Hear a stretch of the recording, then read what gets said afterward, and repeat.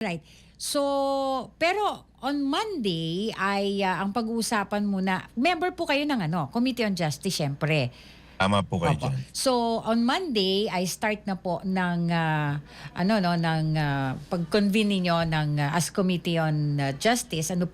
At inaasahan nga yung tatalakayin yung impeachment ni Pangulong Bongbong Marcos Jr. Ano po ang inaasahan ng taong bayan dyan sa Lunes? Ano ho ang malalaman namin, mababatid namin? Ano ho ang plano ng Committee on Justice?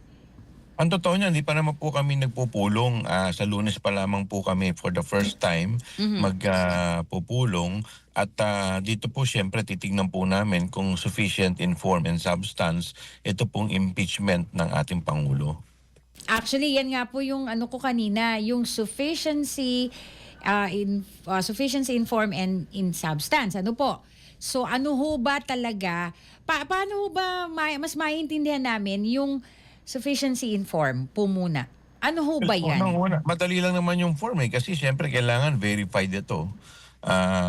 Titignan kung may verification yung complaint na ipinail nila. Tsaka siyempre titignan kung may endorsement, may proper endorsement ng mambabatas.